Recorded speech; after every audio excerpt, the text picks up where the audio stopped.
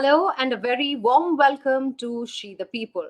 On our new series, Invest Her, in partnership with BSE Investors Protection Fund, we talk about personal finance, bring more clarity on important financial concepts, and help women be independent decision makers when it comes to matters of money. It is my pleasure to welcome, as always, Kiran Telang, a certified financial planner registered as an investment advisor with SEBI.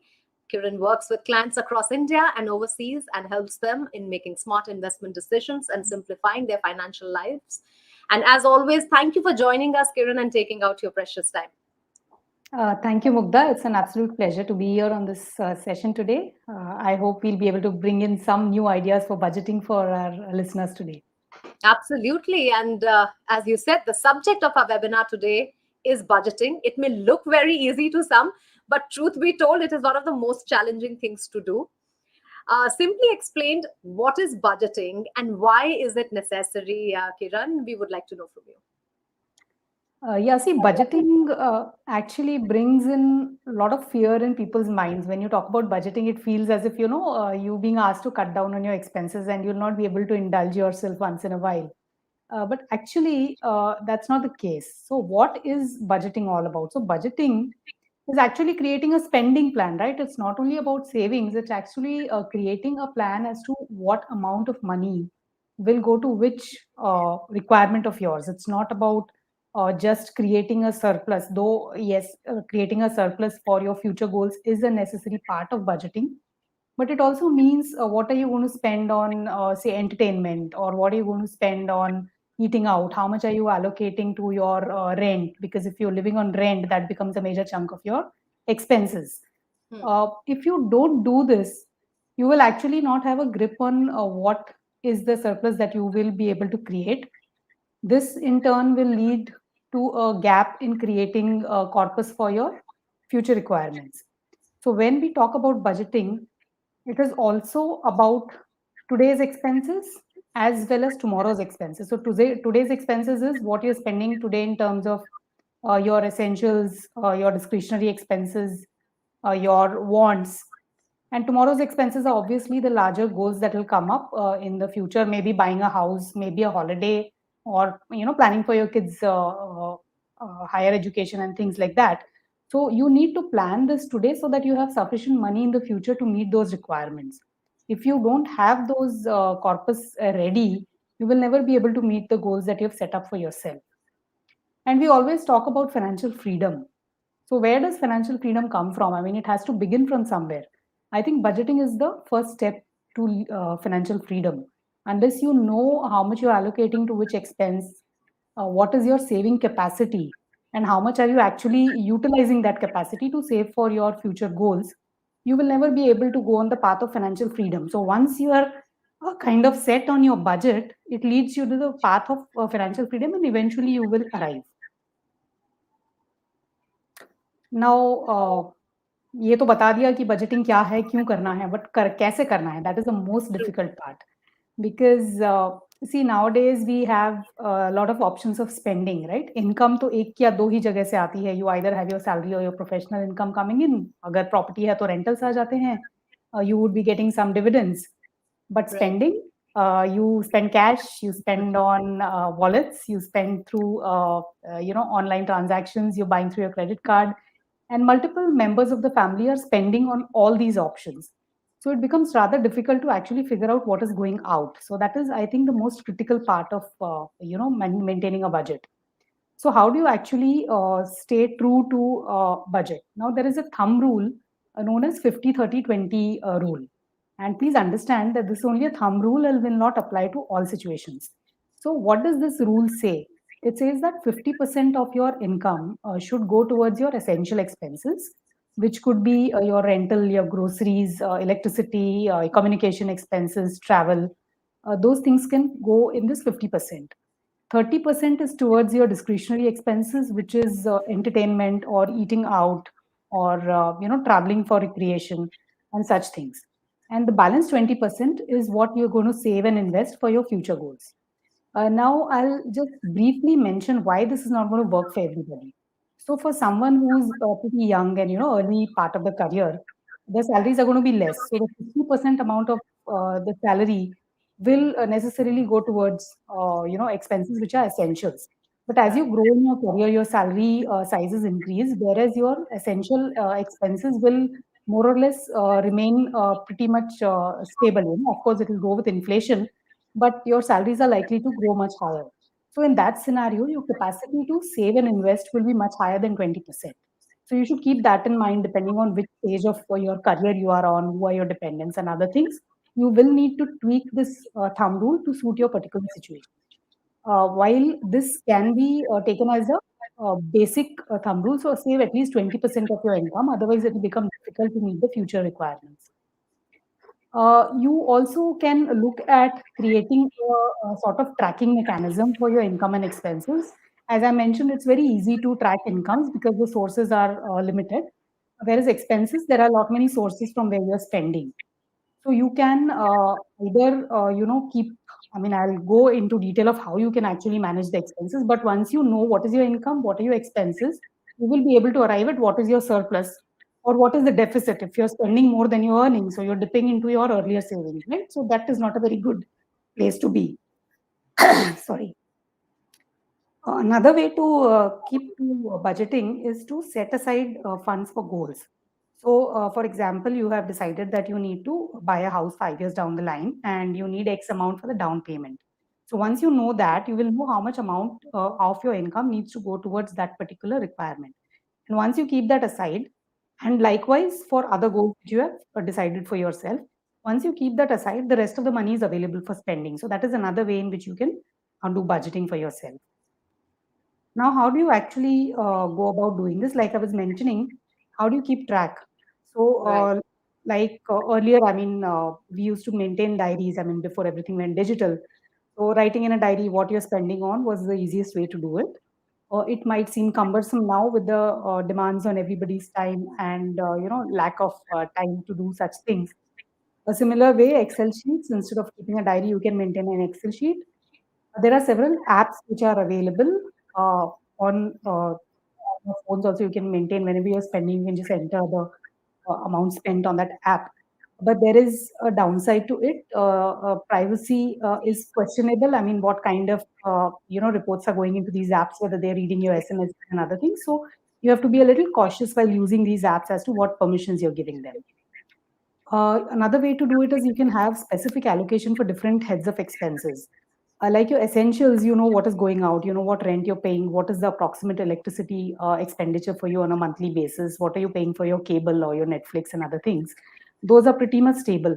But for other discretionary expenses like eating out or ordering in or say going to the movies or other entertainment forms, you can give a lump sum allocation, say either it can be a lump sum figure of say 15, 20,000 a month or a certain percentage of your salary, whatever suits you best, and stick to that. So if you're going overboard on a particular head, you have to manage from the other heads and balance it off.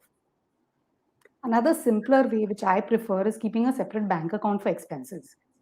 So you have your income coming into one account. You either use that account as the income and investment account, which is linked to all your investment options. Transfer a sum of money to another bank account, which is used primarily for spending. So you can link all your wallets or your payment apps to that particular account from where the expenses are happening. So this way, you at least have a lump sum, estimation of what you're spending on a monthly basis. So that becomes a very good way to simply manage your expenses. So that was my presentation. Mugdha, I think we can go ahead and have a discussion on this. Absolutely. That was a very informative presentation, Kirang, already. But I do know that everyone understands budgeting in concept. कुछ कुछ समझ में आता है, लेकिन challenges तब भी आते हैं. So, what, according to you, are some of the biggest challenges that we face while budgeting, and especially women? I just want to add one thing, which is that women mostly do not feel that this is my job to do. This is and in working in families where the husband is working and the wives are just getting the money, they only handle that money, so that confidence is regarding that money. But now we are seeing that women are earning their money as well, and yet they face challenges in budgeting, and yet they face challenges in having a control over their money. That, according to me, is one of the challenges, but I'm sure there are many more. No, absolutely, Mugdha. I agree. This is, I think, one of the most difficult parts to get a grip on in personal finance. A lot of my women clients, or for that matter, men also say that please account में पैसा पड़ा है आप invest करवा दीजिए वरना खर्च हो जाएगा. So even if it runs into lakhs, I don't know why they say this, that they'll spend the lakhs of rupees that are there in the bank account. So yes, it is a challenge. So you have to figure out what works for yourself. Like I gave those few examples as to how you can actually track budgeting. So simplest way probably is to keep a separate bank account and spend from there. So you will know that you have say 25,000 or 50,000 in that bank account, and that is your monthly expense budget. So you should try and not exceed that. So that could be one way. And maybe restrict your online shopping, because I think that is the most critical part where you end up spending on indulgences and things like that. You buy things that you don't really need. They'll just come and lie at your house and not being used, and just getting wasted. So try and keep a tab on your online spending. So once you have created that budget for yourself, you know that you have only this much allocated to spending this month. It'll be easier for you to track. And do keep some margin. There could be some months where you'll end up spending more. There could be things which come up, things that break down, and you might need to buy newer things. So keep some margin for that. Don't pressurize yourself so much that you stress out on managing these budgets. So it should be a combination of things that work for you, and it is a very personal choice that people will have to make as to what works for them. But Kiran, are there any tried and tested ways of budgeting in personal finance? We heard about the 50-30-20, and as you mentioned, कि ये formula हर किसी के लिए नहीं है. आपकी अपनी financial earnings, spends के हिसाब से 50-30-20 होता है. I understood that one. It's a great method. Are there any other methods? Because sometimes a lot of people feel overwhelmed with doing, these divisions. So, any suggestions for them? Other methods? See, I think I agree with what you're saying. So I have found people who are earning very well also feeling guilty about spending the money that they're doing. So that stems from that insecurity about being prepared for what will come up in the future. So one way to get rid of this insecurity and be sure about what you're doing is probably get a financial plan done. Because what happens is when you have a overview of what you are doing today and where it is going to lead you tomorrow, you will have a clearer picture as to आपको कितनी saving करनी है कि आपके goals हैं तो आपको कितनी saving करनी है. So suppose you have already made provisions for meeting those future goals, then the rest of the money being spent is okay. So then you will not have to get into the nitty-gritty of kitna kahan kharch kiya. That is then up to you. You know that this amount of money is going towards my goals and I'm fine. So I think it gives a very good comfort to the individual in spending also. So I think doing a financial plan would be a good idea. How can we teach budgeting from a very young age? And most of us, we figure that budgeting is required only in when we start adulting, and then it becomes a chore. But are there some methods with which we can teach our young ones budgeting from a very young age? Because I think that is then a habit building in process. Absolutely, you're very rightly said, Mugdha. See, what happens is there are two things that happen with children. So, one is at the conscious level and one is at the subconscious level. So, for very young children, they pick up what their parents are doing subconsciously. So, if they see their parents actually, talking about money, making plans for spending, and discussing before spending money on bigger expenses, that somehow gets ingrained into them. So, that is a subconscious learning that happens at a very young age. Actually teaching about money will come when they start understanding the concept of numbers and the concept of money buying things. So that can happen at a little later stage when they are probably 6 standard plus kind of age. uh, at that point probably a good idea could be to set up some small goal, if they want to buy a particular gadget, or if they are looking at certain gift for themselves. So ask them to figure out what it costs, when are they going to buy it, and how much will they need to save for it. So these are smaller ways of getting them into managing the money. Other things probably will come at a later stage when they are adults and they are able to spend on their own. So trying to help them figure out how much pocket money is sufficient for them basis what kind of spending they're going to have. So that can be reverse worked into what you're paying them as an allowance on a monthly basis. So these are some ways as to gradually including children and getting them into the habit of budgeting for a lifetime. I think one of the biggest challenges we see today are easy access to everything online, Right. availability of credit cards, availability of overdrawing.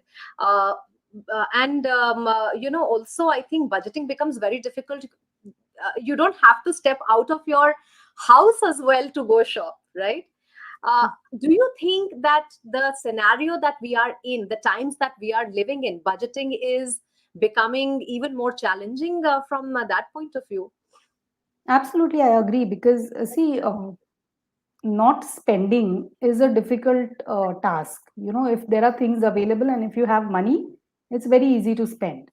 But restricting yourself, so it's basically delayed gratification. That is the concept. So if you need something, if you see something very interesting today, you want to have it right now, but do you really need it? Probably not. It could just be a want. But if you have a goal in some point in future, maybe it could be a couple of years down the line, or maybe a longer term goal, say for example retirement, that could be a goal for everybody, right? So how do you say no to the current want that you have to save for that future you that is going to come up few years down the line? So that is the concept of delayed gratification. So I agree it is a very tough task, but it has to be done because eventually it's going to be spent on you, whether you spend it on yourself today or you spend it on yourself in the future. It's your choice. Now we are beginning to take audience questions, and they are all coming together from your presentation and what we have already chatted about. And one of them is now asking us, this is an audience question which is asking about, can you suggest some good apps for me for budgeting? Well, Interesting. frankly speaking, I am a little old word, so I have not really tried many apps. I did try one called Expense Manager, but I really didn't get a grasp on it. So you can check a few which are available and see what suits your requirement. Again, as I said, there are issues with certain apps, reading your SMS messages and having access to your banking details as well. So I'm Right. a little wary about those things. So if you're comfortable, try using a couple of apps and see what works best for you. Right. Uh, Let me take another question. I believe Ridhima had a question. Let's see. Yes, Ridhima had a question. Is there a simple rule of thumb that one can follow when beginning their budgeting and savings journey? Absolutely, Ridhima. As we mentioned in the presentation, the 50-30-20 rule, that could be a basic starting point for you. So try and save at least 20% of your income. That could be a good beginning for your future goals. If you're in the early part of your career and you don't have many responsibilities in terms of managing your own, money, your own expenses, say if you're living with your parents, then you wouldn't have rental expenses and like things like that. So probably your 20% of savings can go much higher. It can go as high as 50% or even more if you possibly can save that much. So see what your situation is. Have at least 20% as the bare minimum that you save and go as high as you can. I had a question, which is that I get very overwhelmed when I have to do pi ka hisab. It just starts to make me so nervous about where I'm spending, and if I haven't spent right, and if it is middle of the month and I'm running out of already the allocated budgets. Is there a simple way? Because a lot of, and I think I've heard this from other women as well, that हर चीज का हिसाब नहीं रखा जाता है, or it is either it is everything or it is nothing. So is there any tip or a trick for people like me who get very overwhelmed calculating every single penny? I think then, it's a good idea to just keep a lump sum thing. So you just track your bank account, what is going out. So as long as that outgoing is in a reasonable range, it should be fine. Say when we talk about the 50-30-20 rule. So if you're spending anywhere between 50% to 80% and you're comfortable with a 20% saving, you should be okay. So broadly, this is the way you can look at. Or say if you're trying to save a little more, then you will obviously have to get deeper into the details of where you can cut down. If you feel you're spending more than you need and you need a little more aggression on your savings, then you'll have to get into the details. Otherwise, I mean, as long as you're 50% and below on Hmm. expenses, I think you're through. And another thing that a lot of people say, Kiran, is that I don't earn enough or I earn so much. But the concept of budgeting, I think, is not just about saving money. I think it's also about multiplying that money in a better way, right? Because Absolutely, otherwise, that's the starting point. yeah, Absolutely, I totally agree. So, like I said in the presentation, it's more of a spending process that you're setting up for yourself.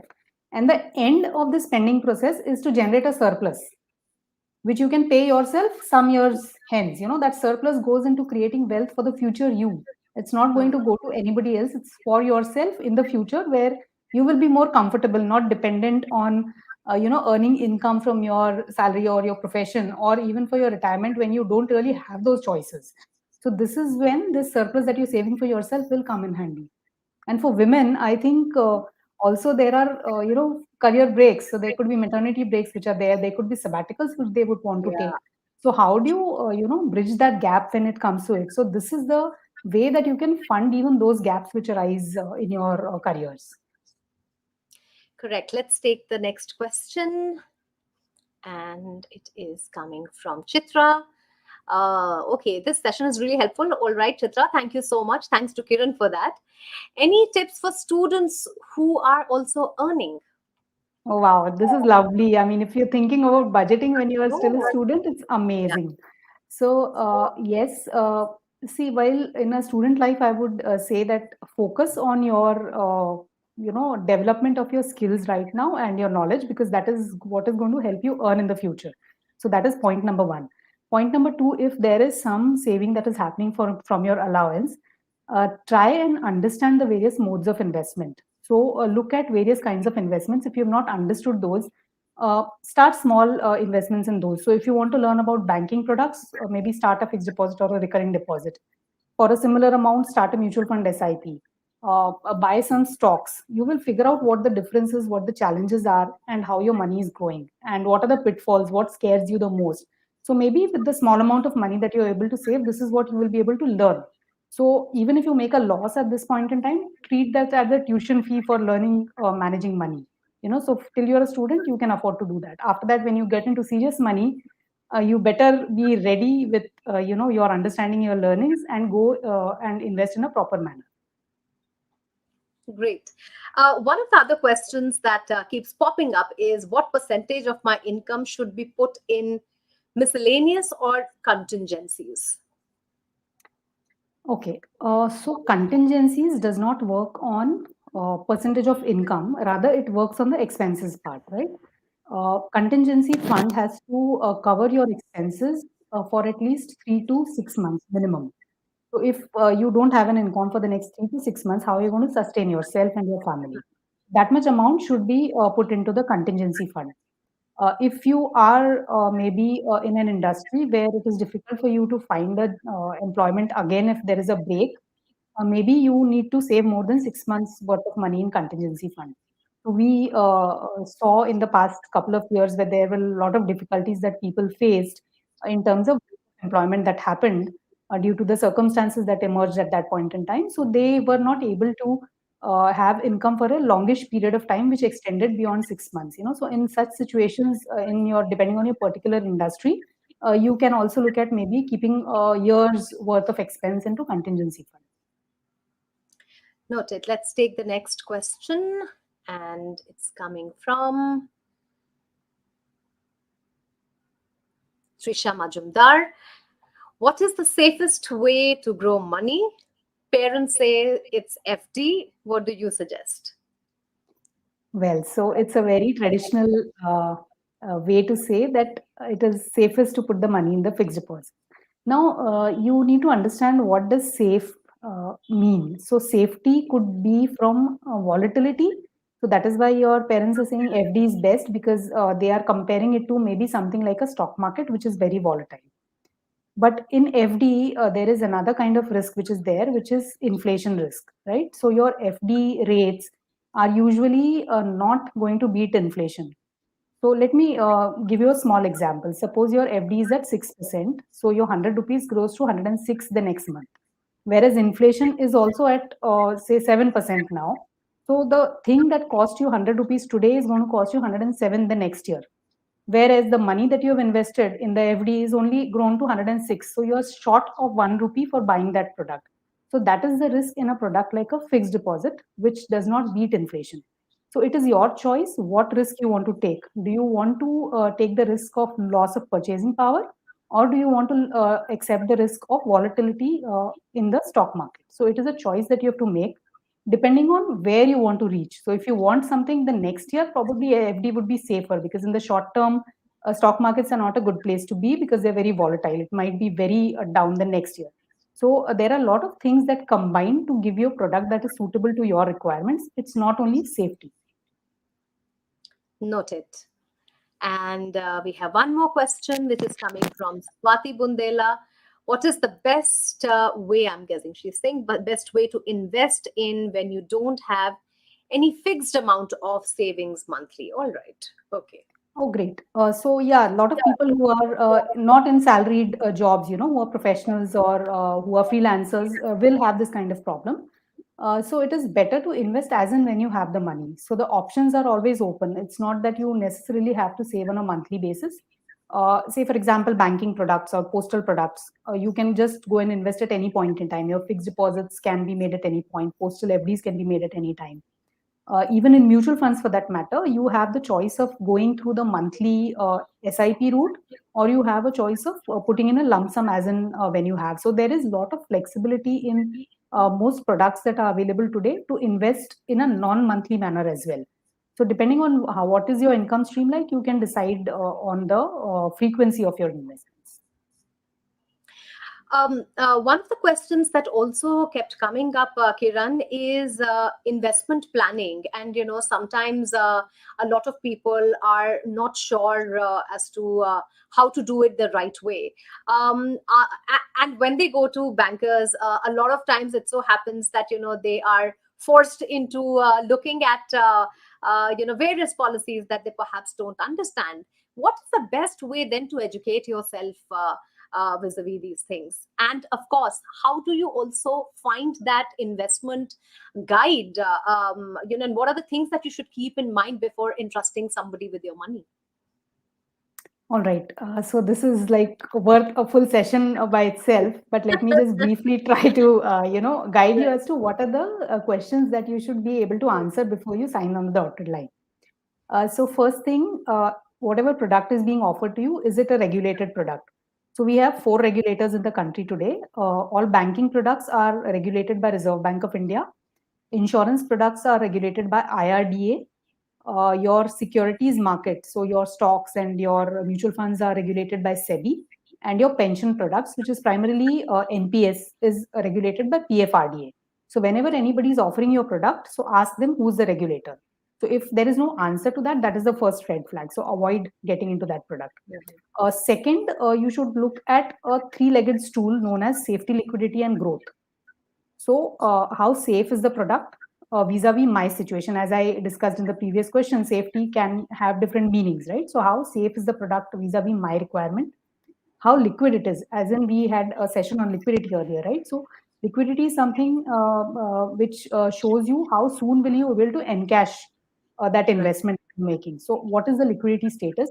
Am I going to have a lock-in in a particular product? If yes, is it okay by me? Is my goal going to be further beyond the lock-in date? And the growth. What is the kind of growth that the product is going to offer? So you look at these 3 aspects and then decide whether the product is suitable for your particular requirement. So as long as you're looking at these basic things, think you should be able to avoid most of the dud products that can be offered. So, and again, I say that all products will have some pluses and minuses. You have to evaluate it as per your situation. So product that is suitable for me might not be suitable for you depending on your particular situation. Great. Any parting thoughts, Kiran? I think get a grip on the budgeting part. So income expenses, if you are able to, grasp, I think that will be a great beginning point. It's like having your pulse and your basic heart rate and those things, like when you're doing a diagnosis. So if you get this in control, you're able to get a grasp on this, I think you'll be on a great path to wealth creation for the long run.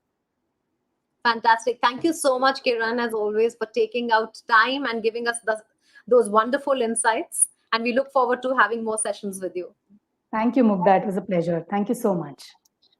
Well, before we leave, I will give you a suggestion, which also Kiran says, that reach out to your financial advisor for a better understanding of all your financial needs, whether it is risk management, investing, or budgeting. And yes, multiply money, not just save money. You were watching Invest Her in partnership with BSE Investors Protection Fund.